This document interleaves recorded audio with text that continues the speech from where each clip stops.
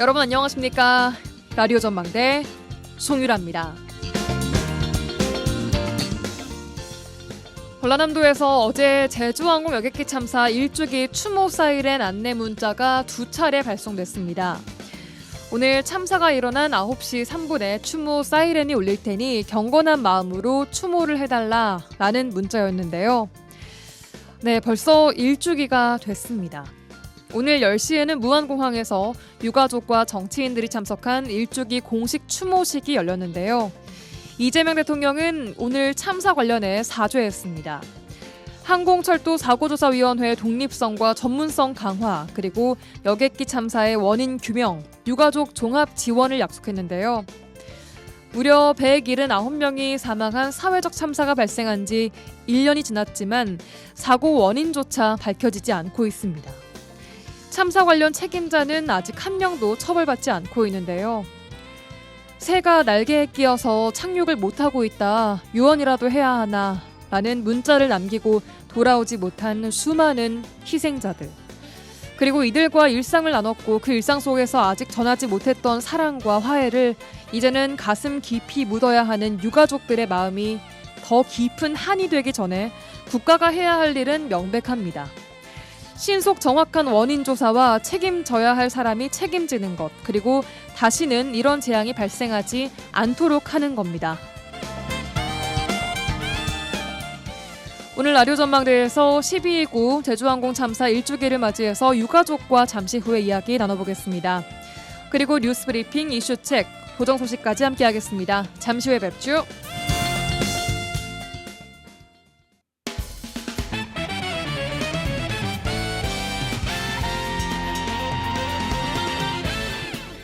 라디오 전망대 12월 29일 월요일 순서 출발합니다. 지역 뉴스부터 정리해보겠습니다. 뉴스 브리핑 GBS 뉴스의 차범준 국장 연결돼 있습니다. 나와 계십니까? 네, 안녕하세요. 네, 안녕하세요. 오늘은 순천 소식부터 듣겠습니다. 순천시가 연양들 도시개발 사업을 진행하고 있는데 사업지역 준주거용지 분양을 추진하는 과정에서 경쟁 입찰 방식을 진행하면서 부동산 가격 상승에 대한 우려가 나오고 있다고요?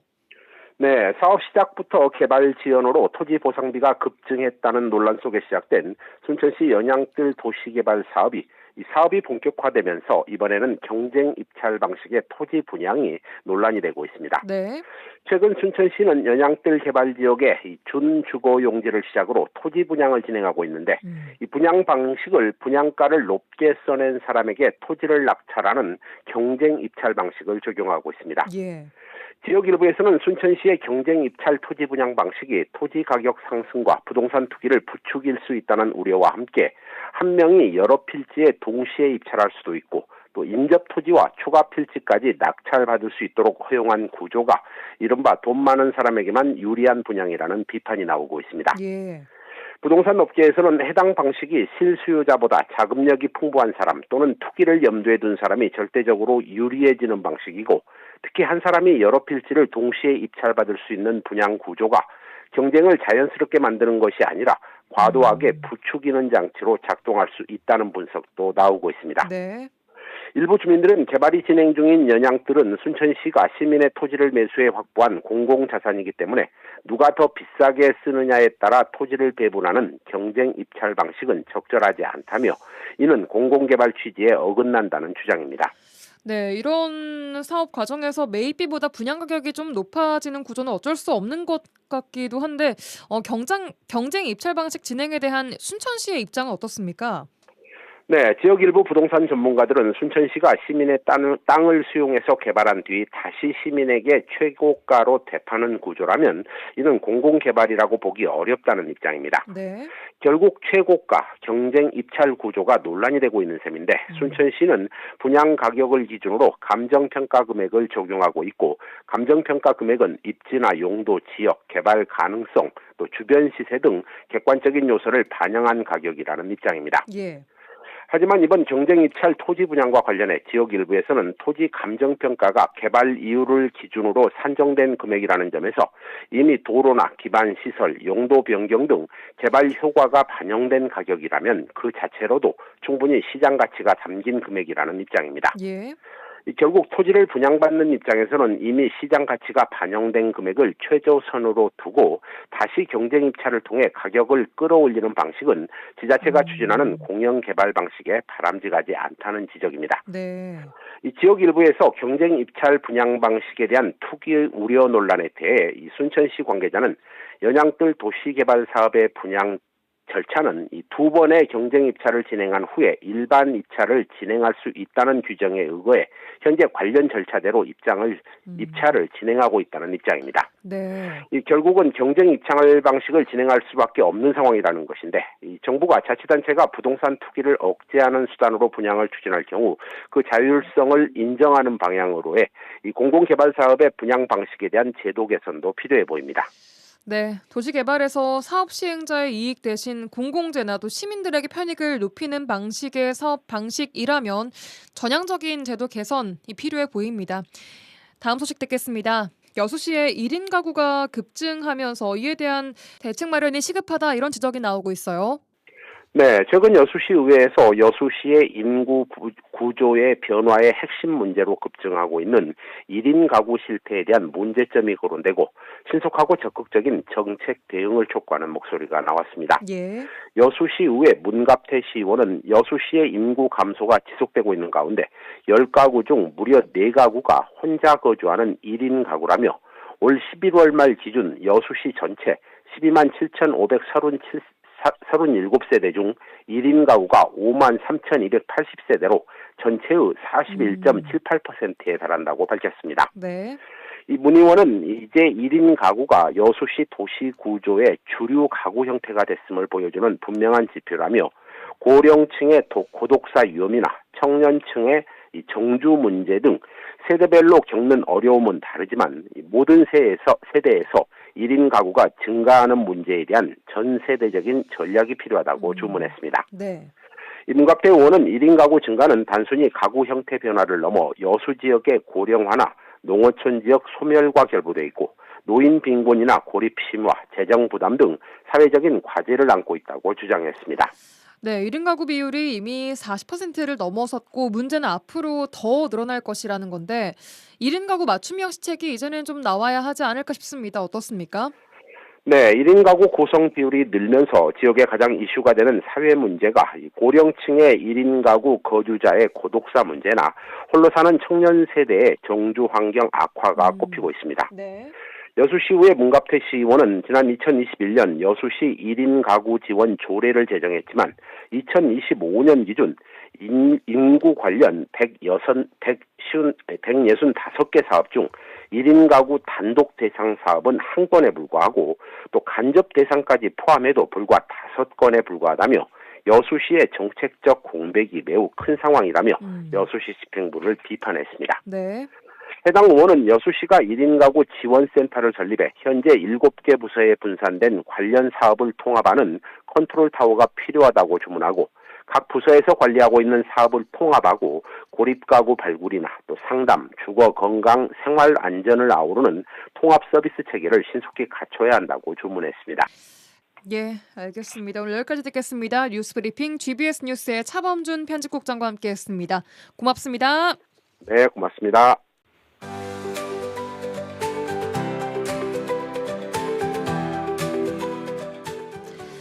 네, 오늘의 인터뷰 시간입니다. 오늘은 129 제주항공 참사가 발생한 지 1년 되는 날입니다. 승무원과 승객 179명이 숨진 최악의 여객기 참사임에도 사고 조사는 여전히 좀 요원하고 관련자 처벌은 지금까지 0명 상태입니다. 제주항공 참사 유가족들은 이대로 잊혀져 버리는 것은 아닌가라는 두려움과 함께 내가 뭔가를 더 해줬더라면 하는 죄책감에서 좀 헤어나오기 힘들어하시는 분들도 계신 상황인데요. 제주항공 여객기 참사 유가족협의회 김도희 상임이사 전화 연결해서 자세한 이야기 들어보겠습니다. 이사님 나와 계십니까? 네, 안녕하세요. 예. 네. 오늘 유가족협의회 국토교통부 주관 공식 추모식이 무안공항에서 진행이 됐는데 지금은 좀 네. 어디 계십니까? 네, 지금은 저희 공식 행사가 모두 마무리되고요. 저는 지금 무안공항에 있습니다. 무안공항에서 평소에도 텐트를 치고 계신다고 제가 전에 들었는데 맞습니까? 네, 맞습니다. 저희가 참사 이후에 지금 텐트가 40여 개가 아직 운영되고 있고요. 예. 부모님들께서 뭐 일주일에 4, 5일 정도를 머무시면서 진상규명을 위해 힘쓰시고 계십니다. 그러면은 그곳에서 지금 주장하는 것은 진상 규명이 빠르게 이루어지지 않고 제대로 이루어지지 않는 그 부분을 계속 지적을 하면서 계시는 거예요. 네, 네, 맞습니다. 알겠습니다. 자세한 네. 이야기 나눠보도록 하고 네. 일단 기억하기 힘드시겠지만 1년 전 오늘 이사님께서는 네. 좀 이번 참사로 어떤 분을 잃으셨습니까? 네, 저는 일남 인형 중 장녀인데요. 예. 둘째인 저희 남동생을 음. 잃었습니다. 그날 1년 전 오늘 기억이 아직도 생생하시죠? 네네. 작년 오늘은 사실 일요일 아침이었고요. 맞습니다. 한 9시 20분쯤 이제 딸과 아침을 먹고 있었는데 남편이 갑자기 네이버 메인에 무한 사고가 난 것 같다. 혹시 천안 비행기 언제 오냐고 묻더라고요. 그래서 예. 오늘 올 건데라고 하면서 설마 그 비행기 아니겠지라고 하며 무안공항 운항 스케줄을 봤었거든요. 예. 근데 무안에서는 그날 딱 한 대만 태국에서 오더라고요. 그래서 기분이 좋지 않아서 이제 옆동에 아빠가 사시는데 아버지께 이제 전화를 드렸어요. 근데 두 분 다 뉴스를 안 보고 계시더라고요. 네. 그래서 아빠 TV 틀어서 뉴스 보시고 저한테 전화 주세요라는 말만 끊고 저는 이제 준비를 했고 3분 정도 지나고 나서 아버지가 전화 와가지고 바로 가자라는 말씀하셨고 이제 공항으로. 엄마는 거의 이제 오열 중이셨고 그렇게 이제 남편과 저와 이제 아버지가 무안공항을 가던 게 아직도 생생합니다. 네. 예. 그렇게 그때 가신 무안공항에 지금까지 텐트를 치고 네. 지내고 계신 부모님과 또 이사님이신데 부모님은 좀 어떠십니까? 지금 체력적으로도 많이 약해지셨고요. 그리고 이제 사실 조금 이게 뭐 부모님의 잘못은 아니지만 자식을 예기치 못하게 잃었다는 슬픔이 크셔서 어떠한 이제 뭐 이렇게 친분 활동도 전혀 안 하시고 사회적으로 이제 나가지도 않으시고 근데 이제 엄마 같은 경우는 이제 아들하고 같이 살고 있었거든요. 저희가 이제 아직 결혼을 하지 않아서. 그러셨군요. 네, 그러다 보니 이제 집에서 그 아들의 방을 보는 게 너무나 괴로우셔가지고, 네네. 엄청 힘들게 이제 부모님들은 매일 우시면서 지내시고 계세요. 네. 그러시군요. 네. 다른 유가족분들 중에는 가장을 잃거나 또 부모님을 한 번에 잃고 어려움을 겪고 계신 분들도 계시죠, 주변에? 네, 맞습니다. 저희 유가족분들 중에서는 뭐 이제 가족을 모두 잃고 혼자만 살아남은 아버지라든지 아니면 이제 부인과 외동딸, 사위, 손자 둘을 잃고 정말 혼자만 남겨진 아버님도 계시고요. 부모님을 다 잃고 그냥 혼자 남겨진 딸도 있고 뭐 일가족이 모두 희생돼서 이제 친정 아버지와 어머니만 계신 경우도 있고 사실 저희는 좀 이제 이 유형이 가족의 유형이 너무나 다양하게 지금 참사를 당하셨어요. 네. 이런 분들의 삶도 1년 내내 함께 지켜보셨을 텐데 좀 어떠셨어요? 거의 비슷하신 것 같아요. 이제 어떠한 것도 할 수 없으시고 이제 우울증이나 그 다음에 수면 장애를 겪으신 분들이 가장 많으시고요. 이제 사회적인 단절이 좀 심화되는 것 같아요. 그래서 이제 유가족끼리는 서로 이런 슬픔을 이야기하고 울기도 하고 웃을 수도 있지만 밖에서는 전혀 생활이 조금 어렵더라고요. 네. 이사님께서는 참사 1년이 지난 지금 유가족 협의회 상임 이사로 활동을 하고 계신데 이사님께서는 생업은 어떻게 하고 지금 이 활동하고 계시는 겁니까? 아, 네. 이제 저도 사실 이 사고가 나고 나서 치유휴직을 고민을 했었거든요. 치유휴직이요? 네네. 근데 그때 당시는 특별법도 있지 않았고 그다음에 이제 주변에서 바쁘게 일을 하면 정신적으로 덜 힘들 거라는 조언이 많아서 이제 그리고 또 동생의 억울함을 좀 풀어보고자 했어요. 그래서 부족하지만 협의 이사로 활동은 하고 있는데 예. 이게 생각보다 저도 처음 겪는 일이고 그럼요. 이제 일을 하다 보니까 이제 가끔 대표단으로 일하는 게 네. 유가족이 아닌 것처럼 대하시는 분들도 있고 저희 대표단들도 아직 트라우마 치료도 제대로 받지 못하고 일을 하고 있다 보니 예. 어려움이 좀 많더라고요. 네. 알겠습니다. 일단 이제 사고 조사 상황을 좀 네. 어려우시겠지만 한번 좀 살펴보겠습니다. 제주항공 참사 원인에 대해서 국민권익위가 무한공항 로컬라이저를 위법한 시설물로 규정을 하지 않았습니까? 네. 유가족협의회 입장은 지금 어떻습니까? 네, 저희가 권익위원회 분들과 8월에 첫 만남을 가졌는데요. 네. 그때 저희가 4가지 이제 민원을 접수를 했었지만 사실 이 항공사고 특성상 자료를 받기가 매우 어려워요. 사고 관련 그래서 자료요? 네네, 예. 맞습니다. 네, 그래서 저희가 이제 제시한 것 중에 둔덕의 규정 위반 내용을 이제 자료가 저희가 참사 초기부터 유가족분들께서 직접 건축사님, 그다음에 뭐 설계사님 뭐 이런 분들께서 자료를 조사하신 게 있어서 그거를 토대로 권익위원 이제 그 조사관분들과 4개월가량 조사를 했고요. 네. 저희 참사의 여러 원인 중에 그냥 하나가 밝혀진 건데요. 사조위가 뭐 1년 동안 밝히지도 못하고 안전 공고도 내리지 못한 것을 권익위가 했다라는 게 저희에게는 참 기쁘기도 하고 좀 슬프기도 하더라고요. 네, 그래서 일단 일주기의 선물 같은 발표이긴 했지만 아직 저희가 기체 결함이라든지 조류라든지 항공 관제 등의 여러 가지 참사 원인의 문제가 밝혀질 때까지는 더욱더 이제 박차를 가할 생각입니다. 네. 예. 이제 그 중에 아주 작은 한 부분이 밝혀졌다라고 말씀을 주셨는데 그렇다면 1년이 지난 지금 사고 원인 규명부터 진상조사, 책임자 처벌과 전체를 뭐 100으로 놓고 봤을 때 지금 몇 % 정도 진행됐다고 보십니까? 저는 이제 고작 한 1% 됐다고 저는 생각을 하거든요. 1%. 네.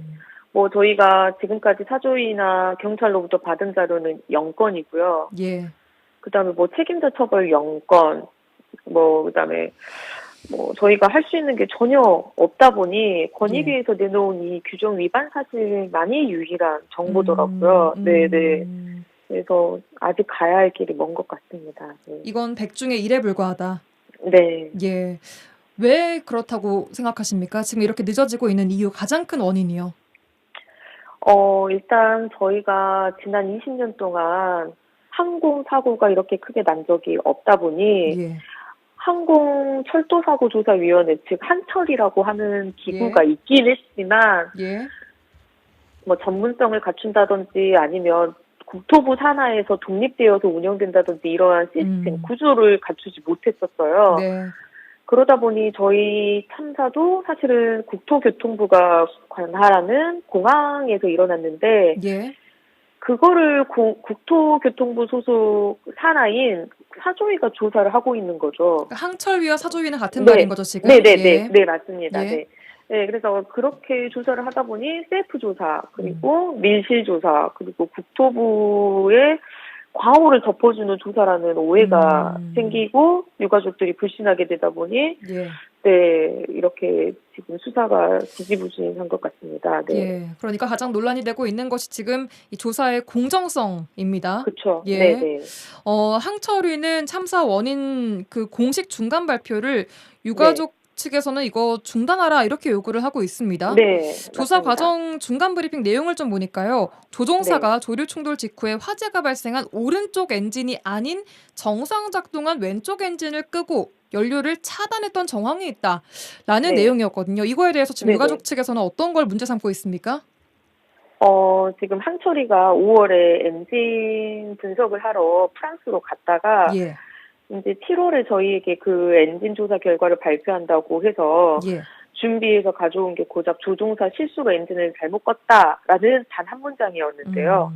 그 현장에서 저희는 그렇다면 뭐 객관적인 증거를 제시해 달라라고 했는데 항철이는 증거가 있다. 하지만 제시할 수 없다라는 말도 안 되는 답변을 했고요. 뭐 이제 엔진만 끈 게 아니라 부품 중에 IDG라는 것도 있는데 예. 그것도 이제 분리가 되었다라는 발표를 했어요. 음. 근데 그것도 조종사가 껐다라고. 그래서 저희가 조종사가 껐으면 그것도 자료가 있냐라고 했더니 그 부분에 대해서는 추가적인 조사가 필요할 것 같다라는 말을 하더라고요. 네, 그래서 저희가 아니 객관적인 증빙 자료도 제시를 못 하는데 예. 어떻게 사고 원인 중에 하나를 이렇게 단정적으로 이렇게 졸속 발표를 할 수 있느냐. 예. 이거는 신뢰성에 문제가 있고 그다음에 한 번 발표가 되면 저희가 이거를 다시 고치는 작업이 너무 어렵다는 걸 알기 때문에 예. 예, 다양한 분야의 뭐 원인들이 밝혀지고 난 후에 예. 발표를 하라는 의미로 저희가 저지를 했었죠. 그래서 네. 조사 내용을 발표를 하려다가 이게 취소가 됐습니다. 네, 맞습니다. 그러고 조사 주체를 다시 좀 구성을 해야 한다라는 주장이 계속적으로 나왔고요. 네네. 예. 그런데 그 이후에 이제 항철위 측에서 유가족 측에게 공청회를 좀 제안한 모양이에요. 이건 어떤 네. 성격의 공청회였습니까? 공청회요? 네네. 저희가 그동안에 이제 조사된 자료를 제공해주고 예. 그것을 충분히 검토할 수 있는 시간을 제공한 다음에 공청회를 정말 이해 당사자 모든 분야에서 이해 당사자들을 불러서 의미 있게 하지 바랬습니다. 하지만 상철이가 통보한 공청회라는 것은 사실 유가족은 단 20명만 참관이 가능하고요. 예. 발언권은 전혀 없습니다. 예. 그리고 유가족 대신 발언할 전문가 한 명을 5일 이내에 선정해서 보내라라는 걸 통보했는데요. 그게 무슨 말이에요? 이제 유가족은 발언을 할 수 없지만 예. 유가족이 선정한 전문가는 발언을 할 수 있는 거예요. 근데 그것도 단 한 명. 아. 네. 근데 어떤 분야인지도 사실은 저희가 모르잖아요. 예. 사조위가, 예. 이게 항철이가 발표할 부분에 있어서 사실 예. 너무나 많은 분야인데. 예. 그래서 저희가 이거는 충분한 소통도 없고 일방적인 공청회 진행이다. 예. 연기해달라고 했지만 너네가 원했으니 막무가내로 진행하려고 했고 저희가 이제 그거에 이제 소통이 안 돼서 삭발과 노숙 투쟁을 하고 나서야 비로소 이제 공청회 연기라는 결론을 갖게 된 거죠. 그 이후에 공청회는 계속 중단이 되고 있는 상황이고요. 네, 맞습니다. 네네. 예, 알겠습니다. 경찰이 최근 이 항철위를 압수수색을 했습니다. 네네. 이거는 어떤 것 때문에 들어간 겁니까? 저희가 사실 형사고소를 올해 이제 중간에 했었어요. 예. 그래서 저희가 경찰 전남도경에 계속 요구한 게 사조위가 자료 제출에 협조하지 않는다고 해서 예. 그러면 사조위를 압수수색을 해라라고 요구했는데 네. 경찰의 반응은 계속 미온적이었어요. 그래서 왜 안 하냐라고 했더니 그 어려운 항공 자료를 가져와서 해독할 능력이 없다는 게 경찰 측의 이유였었거든요. 유가족들이요? 그러니까 유가족이 해독할 능력이 없다? 혹은 아니요, 경찰이. 경찰이. 네네. 이제 저희는 이제 경찰이 가져오면 그거를 국가수라든지 아니면 전문 기관에 맡겨야 된다고 주장을 했는데 예. 그런 것들은 전혀 반영을 안 하고 예. 경찰 자기네들이 항공 조사를 이렇게 해독할 능력이 없다. 이런 핑계를 계속 대고 있었고요. 예. 그래서 갑자기 이제 저희가 공청회 저지하고 나서 이제 경찰이 압수수색을 했다는 거에 이게 무슨 일이지 했더니 예. 이제 항철이가 공청회를 한다는 소식이라는 것에 그러면 쟤네가 어느 정도 자료를 확보했나? 라는 생각을 했고 이제 그러면 정리도 해놨고 해독도 했겠지? 라고 해서 이제 가져와서 조사를 하겠다라는 게 경찰의 입장이었다라고 하더라고요. 유가족분들 네. 입장에서는 이해가 잘 안 되실 것 같아요. 네. 그럼 지금이라도 어떤 걸 좀 밝혀내야 한다고 보십니까, 경찰이? 사실 이제 항철이는 독립된 사고조사 기구일 뿐이지 예. 책임을 논하는 사법기관이 전혀 아닙니다. 예. 그래서 경찰에서는 일단 저희가 형사고소로 입건된 피의자들에 대해서 예. 밝혀진 위반 사항은 사실 기소를 해야 할 것으로 저희는 보여지고요. 예. 이제 항철이가 사고의 원인을 밝힌다고 하면 그 책임을 가려내는 게 저희는 경찰의 의무라고 생각하거든요. 예. 네, 그래서 경찰은 적극적인 수사를 해서 책임자를 처벌하는 게 저희는 가장 필요하다고 생각합니다. 예, 알겠습니다. 최근 국회에서 이 항철위 사조위를 국토부 산하 조직에서 국무총리 소속 독립조사기구로 바꾸는 내용의 항공철도 조사법 개정안을 좀 합의 처리했습니다. 네네. 아무래도 이게 그 항처리의 중립성이 담보되지 않는 것 때문에 이렇게 네, 처리가 된 맞습니다. 거죠? 네네. 그러니까 이제 항처리가 국토부 산하에 있다 보니 예. 뭐 조사관의 임명권이라든지 아니면 예산권, 그 예. 조사의 퀄리티를 이게 좌우할 수 있는 예. 예산권마저도 국토부 장관에게 있더라고요. 예. 그러다 보니 저희가 사실 이렇게 조사 비용을 충분히 한처리가 받지 못했어요. 그래서 예. 조류 이렇게 위탁이라든지 조사 위탁이라든지 아니면 둔덕 이렇게 위탁 같은 경우 예. 수의 계약으로 1억 정도의 수의 계약으로 이루어질 수밖에 없을 정도로 예. 이제 이렇게 조사가 처참하더라고요. 그래서 예. 이제 저희는 예산권이나 뭐 임명권 이런 것들을 독립시켜 달라고 요구를 해왔죠. 알겠습니다. 그럼 이제 좀 더 나아질 거라고 그래도 좀 희망적으로 보시는 겁니까? 일단 독립을 되는 것은 참 저희로서는 반가운 건데요. 예. 사실 저희가 우려하는 부분도 있습니다. 지금 항공철도조사위원회가 그대로 예. 이렇게 그대로의 틀을 가지고 국무총리실로 소속만 바꾼다면 사실 전혀 변화는 없을 거라고 생각을 하거든요. 예. 네, 저희는 이제 독립성은 갖춰졌지만 전문성을 갖추는 게 매우 중요하다고 생각합니다. 네네. 알겠습니다. 자, 이것과도 별개로 국회에서는 국정조사 특별위원회 또한 꾸려졌습니다. 이 네. 국조특위를 통해서는 좀 어떤 걸 밝혀내야 한다고 보십니까? 네, 이제 국조특위가 사실 40일간의 아주 짧은 여성인데요. 예. 저희가 항공사고 특성상 정보 공개가 거의 이루어지지 않았기 때문에 예. 이런 민실조사나 비밀조사로 이루어지고 있는 모든 원인들에 대한 자료 제공이 가장 일단 우선일 거라고 저희는 생각하고 있습니다. 네. 네. 일단 참사 원인을 밝힐 수 있는 충분한 자료가 제공되고 네. 그리고 뭐 청문회라든지 그다음에 이런 질의 시간을 가져서 네. 이제 조금 더 원인을 규명하는 데 다가갈 수 있는 기회가 되길 저희는 바라고 있습니다. 예. 국조특위는 내년 1월 30일까지 40일 정도까지만 딱 활동을 하고 끝이 나는 겁니까? 네, 맞습니다. 아, 네. 알겠습니다. 그리고 다음 달 22일에 지금 청문회가 예정돼 있고요. 네, 맞습니다. 알겠습니다. 자, 지금까지 여러 사고 뭐 조사나 수사 관련해서 말씀을 쭉 주셨는데 제가 네. 들으면서 느낀 바는 이사님께서 굉장히 뭐 항공 전문가, 법 전문가 다 되신 것 같아요, 정말. 아닙니다. 저희 이제 사실 이렇게 큰 여객기 사고가 처음이다 보니 이제 유가족분들께서 스스로 공부를 하고 초기부터 자료를 모으고 저희가 예. 정말 유가족분들께서 정보 공개 예. 청구도 많이 하시고 해서 모은 자료로 저희가 틈틈이 모든 분야를 공부를 하고 있다 보니까 예. 네, 이제는 네, 어느 정도 전문가가 다들 돼가고 있는 것 같습니다. 네. 예. 자, 마지막으로 청취자 여러분께 유가족 측에서 요구하고 있는 내용 다시 한번 정리를 딱 해주시죠. 네. 사실 저희 유가족들은 작년 12월 29일 이전까지 여러분 곁에 있던 일반 시민이었거든요. 저희가 가족을 잃고 원하는 건 첫 번째 진짜 제대로 된 조사를 통해 사고의 진상을 규명하는 것과 그리고 책임자를 처벌하는 것입니다. 예. 그리고 이를 위해서는 독립된 조사기구를 조직해야 할 것이라고 저희는 생각하고 있습니다. 예. 이러기 위해서는 저희는 일단 시민 여러분들께서 잊지 마시고 지속적인 관심과 지지를 보내주시길 바라고 있습니다. 네. 예, 알겠습니다.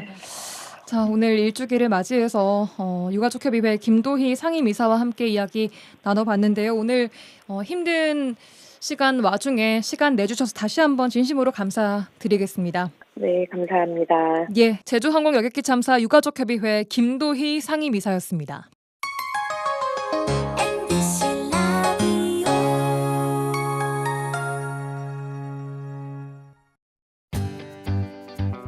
지영민과 함께하는 친절한 시사.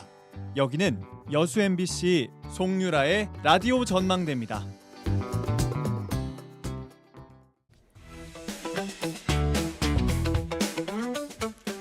지역의 이슈를 직접 체크해드립니다. 이슈 체크. 이슈 체커 이미지 리포터와 함께하겠습니다. 어서 오세요. 네, 안녕하십니까? 네, 안녕하세요. 자, 오늘은 어떤 이슈 체크해 볼까요? 네, 오늘의 이슈 체크. 무늬만 보상이라는 쿠팡의 정보 유출을 보상안 체크해봤습니다. 네, 국민 3,370만 명의 개인정보가 유출되는 초유의 사태가 발생한 쿠팡. 오늘 유출 전 고객을 대상으로 한 보상안을 드디어 발표를 했습니다. 네, 근데 이 보상안 좀 말이 많아요. 쿠팡한테는 오히려 좀 독이 되고 있는 것 같기도 하고. 네. 일단 이 발생한 지가 한 달 넘었는 것 딱 같은데 오늘로써 한 달입니다. 한 달 됐어요. 네, 자, 근데 이게 뭐 우려만 있을 뿐 사태 수습에는 큰 변화가 좀 없어 보이던데요. 네, 지난 11월 29일 쿠팡이 3,370만 명의 이 고객 개인정보 유출 사실을 공개한 지 딱 한 달이 됐습니다. 네. 그동안 경찰은요 일주일간 쿠팡 본사 현장 압수수색을 하고요. 정부는 쿠팡 유출 대응 범부처 태스크포스를 구성했습니다. 또 국세청은요 이 쿠팡 대규모 전방위 특별 세무 조사를 착수했습니다. 네. 이런 가운데 이 쿠팡 창업주인 김범석 쿠팡 의장은요 약 한 달 만에 늦은 사과를 하고 이 국회 청문회는 불출석 의사를 밝히면서 이 쿠팡 사태를 수습하는 데 노력은 보이지 않는 상태입니다. 네, 쿠팡 사태가 발생하고 쿠팡을 탈퇴한다, 탈팡한다 이런 네. 말들도 많이 막 나오고 주변에도 탈퇴하신 분들이 꽤나 많은 걸로 알고 있거든요. 네. 쿠팡 사태 이후에 이용자들의 변화 실제로 좀 어떻습니까? 젊은 사람들의 경우에는 이용도가 좀 비슷합니다. 대처할 수 있는 마땅한 대체제가 많이 없기 때문에 익숙함에 이용을 한다는데요.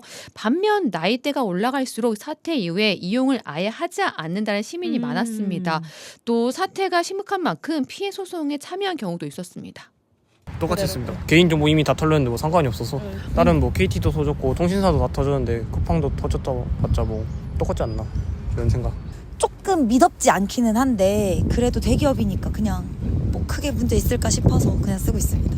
그때 보니까 일괄 소송이 있더라고요. 그거를 신청을 해놔서 왜냐면 SKT도 그렇게 해서 돈을 지급을 했다 하더라고요. 그래서 쿠팡도 그럴 것 같아서 그건 해놨고 저희 아들하고 마누라는 그 사용하더라고. 최근에 제가 접속하지 마라. 혹시 연락 올 때까지 하지 말고 기다려라. 사용하지 마라. 그렇게는 해놨어요.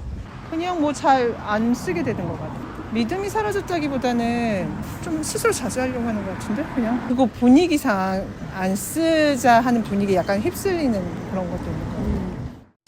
네, 시민들 얘기 좀 듣고 왔는데 네. 일단 대부분 뭐 많은 분들이 안 쓰게 됐다라고 하는 경우들도 있고 혹은 그냥 씁니다. 네. 뭐 대기업이니까 큰 문제 있지 않지 않을까 뭐 이런 얘기도 주셨고 소송에 참여했다. 네. 라는 분도 계셨습니다.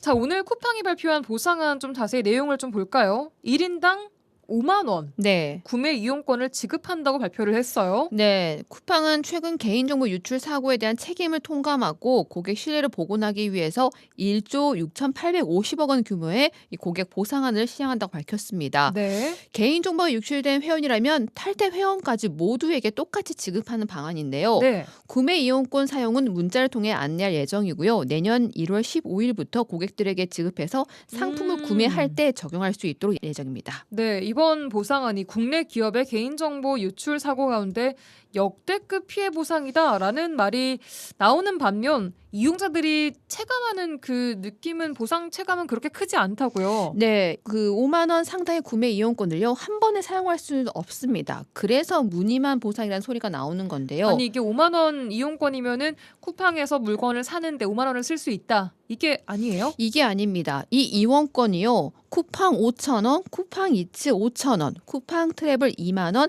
알럭스 상품 2만 원 등 이렇게 네 가지 이용으로 나눠집니다. 아. 네, 5만 원을 쪼개서 구매를 할 수 있는 건데요. 네. 이용자들이 가장 많이 사용하는 서비스인 쿠팡과 쿠팡 이츠에서는 20%만 또 자주 사용하지 않는 결제 단가가 높은 여행이나 럭셔리 서비스에는 보상안의 80%를 배정하면서요. 이 피해 구제보다는 자사 서비스를 더 많이 이용하려는 꼼수라고 지적을 하고 있습니다. 잠시만요. 그러니까 이 5만 원 중에 사실 쿠팡 이츠 뭐 음식 배달 어플을 제외하고 그냥 우리가 평소에 이용하는 쿠팡에서 쓸 수 있는 보상 금액은 5,000원 뿐인 거죠, 그러면? 네, 사실 저는 뭐 럭셔리 서비스 이런 거는 처음 들어봤어요. 쿠팡, 저도요. 트래블, 알록스 이런 상품들은 있는지도 모를 정도로 많은 분들이 저뿐만이 아니라 사용을 안 하실 것 같은데. 네, 오늘 예. 만난 시민들도요, 모두 이 트래블이나 이 럭셔리 서비스는 아예 모르는 분들이 굉장히 많았어요. 네, 심지어 쿠팡만 이용하신 분들 많았거든요. 저도 그렇거든요. 네, 예. 그런 분들은요, 사실상 5만 원이 아니라 5천 원만 보상을 받게 되는 겁니다. 그러니까요.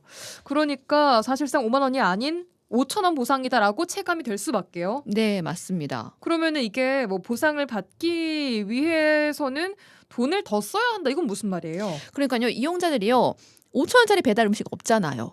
없죠. 그렇죠. 또 우리가 또 구매 이용권을 쓴다고 하더라도 5천짜리 이 상품을 사기는 굉장히 어렵거든요. 예. 그렇기 때문에 이 보상안을 쓰려면 쿠팡 회원들은 더 돈을 써서 네, 더 많은 돈을 써가지고 이 보상을 받아야 된다고 얘기를 하고 있습니다. 예. 그래서 국민 우롱 쿠폰이라는 말도 나오고 있습니다. 좀 짜다. 지속적으로 사용해주는 사람들을 위해서 좀 더 써주면. 똑같이 개인 정보가 털렸으면 똑같은 차등 분배를 하는 게 맞지 않나 그렇게 생각하는데 차익을 둬서 나누는 건 좀 아니라고 생각하는 것 같습니다. 일석이조. 그럴 거면은 차라리 그 구독료 있잖아요. 그거 한 달이나 뭐 3달 정도는 하게 해주면 좋았을 텐데 5천 좀 적네요. 아쉽죠, 대처가. 잘 대처해줬으면 좋겠다 이런 생각은 있죠. 근데 시민들이 생각하는 보상은 아니다 그거지. 썩 좋은 보상은 아닌 것 같아요. 아니, 이게 정확히 앞으로 어떻게 하겠다 이런 보상이 아니라 그냥 돈으로 때우겠다. 돈으로 때우고 나는 어떻게든 이걸 무마해 보겠다 이런 느낌이 너무 강한 것 같기도 하고, 대표도 청문회 또 바뀌기도 한 걸 상황을 봐서는 정말 소비자들에게 보상할 마음이 있나? 미안해하는 마음이 있나? 이런 것들이 좀 느껴졌어요. 글쎄요, 5천 원 가지고 요즘 뭘 살 수 있는 게 있나요? 5천 원 가지고 차라리 소송을 해도 5천 원보다 더 많이 받을 수 있을 것 같은데요. 네, 얘기 들어보니까 가장 큰 그 감정은 미안해하는 진정성이 느껴지지 않는다라는 것 같아요. 네, 맞습니다. 많은 분들이 이게 뭐냐, 차라리 뭐 이렇게 해주면 더 나았을 텐데, 그렇죠. 혹은 뭐 태도가 국회 뭐 청문회는 의장이 불출석 계속하면서 돈으로 좀 무마하려고 하냐. 이런 반응들이 좀 나왔습니다. 네.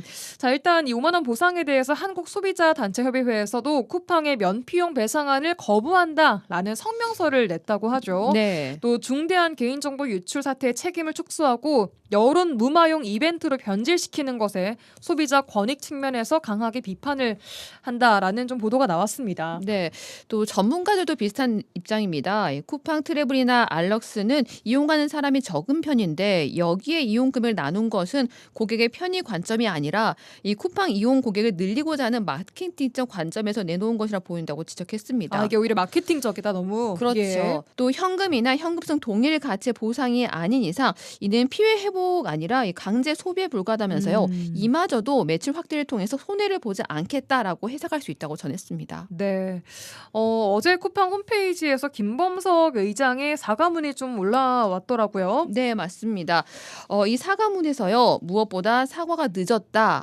처음부터 다시 신뢰를 쌓겠다라고 전했는데요. 과연 이 5만 원의 구매 이용권 지급이 이용자들에게 다시 신뢰를 쌓을 수 있는 약이 될지 아니면 탈팡을 부추기는 독이 될지 또 이용자들에게 진심 어린 사과 행동이었는지 생각해 보게 됩니다. 네, 많은 분들이 관심 갖고 또 궁금해하실 쿠팡의 보상안 발표에 대해서 오늘 시민들의 의견 좀 들어봤습니다. 여기까지 듣겠습니다. 이슈책 이미지 리포터와 함께했습니다. 고맙습니다. 네, 감사합니다.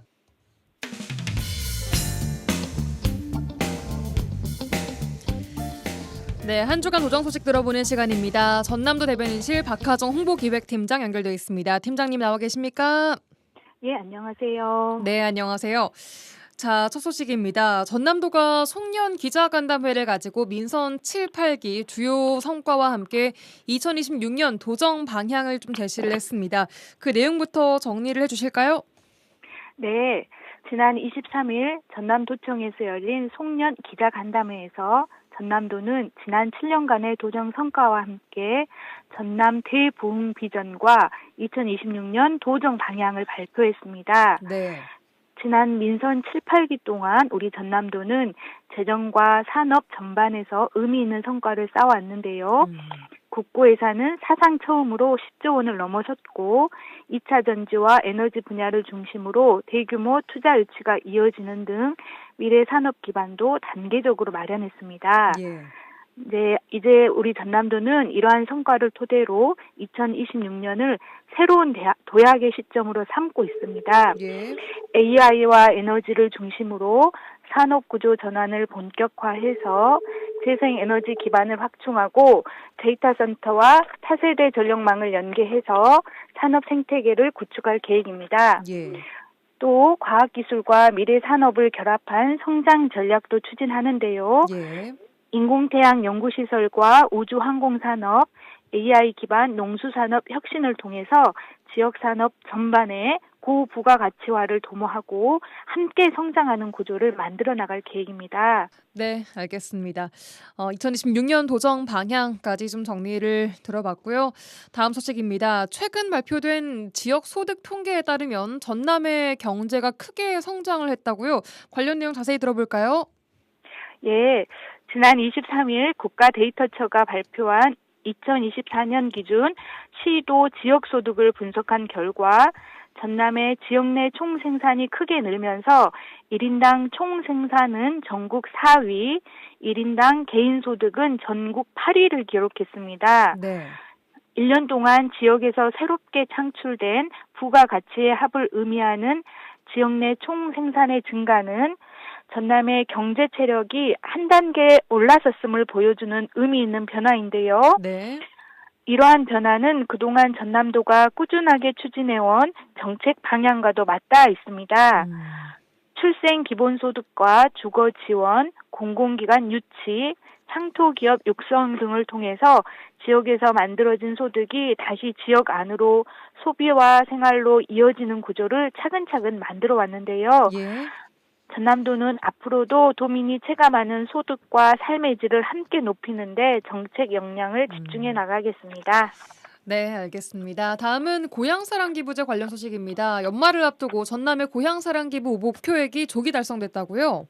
예, 전남도는 지난 26일 기준 고향사랑기부제 모금액 10억 원, 모금 건수로는 9천여 건을 기록하며 올해 목표액을 넘어섰습니다. 9천여 건이요? 예. 네, 전남도는 제도를 알리는 데 그치지 않고 고향사랑 기부제가 지닌 지역 상생의 의미를 직접 전달하는 데 주력해서 기부 참여에 대한 공감대를 넓혀왔습니다. 네, 답례품도 굉장히 좀 다양했지 않습니까? 예, 그렇습니다. 기존 농수축산물 중심에서 체험형 답례품을 확대해서 선택의 폭을 넓혔고요.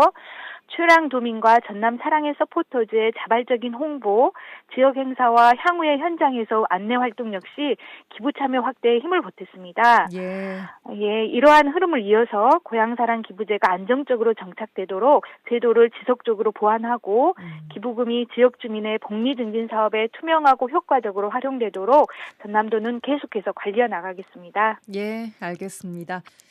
마지막 소식입니다. 이 전남 갯벌이 자연 경관을 넘어서 기후위기 대응 자산으로 주목을 받고 있는데요. 최근 좀 유의미한 측정 결과가 나왔다고요? 예, 그렇습니다. 이번 연구는 전남 갯벌이 기후위기 대응에 실질적으로 기여하고 있다는 점을 과학적으로 입증했다는 데 큰 의미가 있습니다. 네.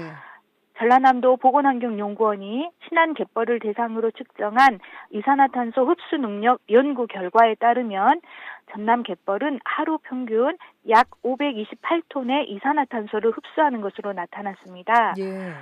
이는 승용차 약 5만 5천 대가 하루 동안 배출하는 이산화탄소의 양에 해당하고요.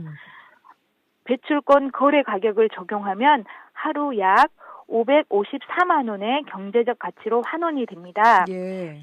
이 수치는 전남 갯벌이 블루카본 자원으로서 탄소 감축원 인증을 받을 가능성을 보여주는 근거가 되는데요. 예. 이번 연구 결과 자료는 해양수산부가 추진 중인 비식생 갯벌 블루카본 인증을 위한 증거 자료로 활용될 계획입니다. 예. 앞으로 전남도는 갯벌 보존의 중요성을 더욱 분명히 하고 환경 보호와 지역의 새로운 가치 창출을 함께 이루는 계기로 만들어 나가겠습니다. 예, 전남 동부 지역에도 갯벌 자원이 많이 좀 있는 만큼 앞으로의 또 더 이 중요성이 널리 좀 알려지기를 바라겠습니다. 여기까지 듣겠습니다. 네. 전라남도 대변인실 박하정 홍보기획팀장과 함께했습니다. 팀장님 고맙습니다. 예, 감사합니다.